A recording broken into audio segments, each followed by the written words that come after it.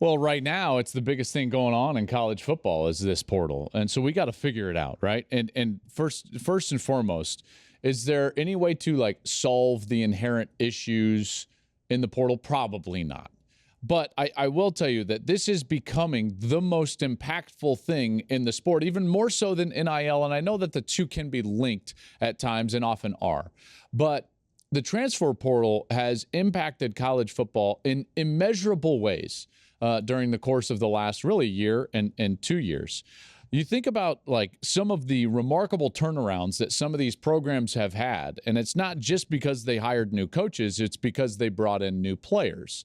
You look at what you've got at USC. I think that's obviously the going to be the case study. Years and years from now, we're going to look back on the transfer portal and say, remember when USC went from 4-8 to 10-2, 11-2.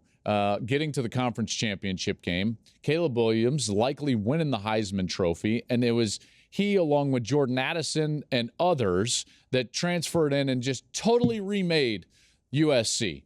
There was others, by the way. This one didn't get as much love. How about Washington?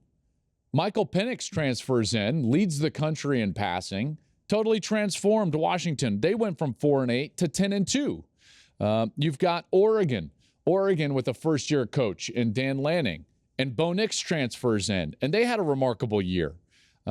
Tennessee, I know it wasn't this year, but think of how quickly that place was turned around, in large part because of Hendon Hooker. So this was a team that was 3-7 in 2020, Pruitt's last year, then went 7-6 with Hooker last year, and now 10-2. And they were one bad performance away. South Carolina, for goodness sakes. I mean, I know this is like salt in the wound for Tennessee fans, but my goodness, all you had to do was beat South Carolina, and you're going to go to the playoff. They would have absolutely gone to the playoff ahead of Ohio State if they just win that game, and they weren't able to do so. But I'm telling you, like, the impact of the transfer portal is immense right now. It's immeasurable. Therefore, if you're a college football coach or a program, I've seen a lot of guys out there, and some have hesitation about the portal. Some are diving in head first into the portal like a swan dive. I will just tell you this.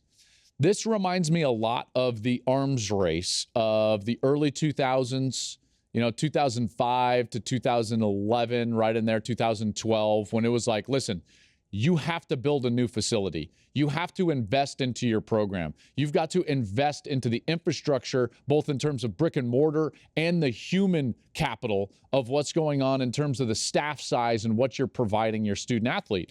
There were teams that were able to do it. They adapted, and then they succeeded. Places like Alabama and Clemson and a lot of other places. And then there were places that didn't, and they died, and they're still trying to climb out of it. Places like Texas, Miami, Florida State, USC to some extent, right? These are the places that didn't adapt to the arms race. So I'm just telling you right now, those of you out there that don't want to adapt to the transfer portal, you will die.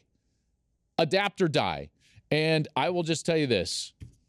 I'm going to be really surprised if there's not a massive name in the portal after the playoff. I think that we're in for something that we've never seen before this offseason. I just sense it. I feel it. I've heard rumblings here and there. I think that there might be a massive name on the move, and that will just continue to cement the way that the portal is impacting and will impact college football moving forward. It's here, so we better put our arms around it and adapt, or you will die. Again, there's been case studies of this already. The arms race passed some people up, and those schools, I hope I mentioned Texas, because they're certainly in that as well. They did not adapt, and they died for the better part of a decade, and now it's time to adapt to the transfer portal. Hey, thanks for watching. If you enjoy that clip, make sure you click subscribe somewhere down here. From game highlights to exclusive interviews and rankings, we've got everything you need as a college football fan right here, College Football on Fox.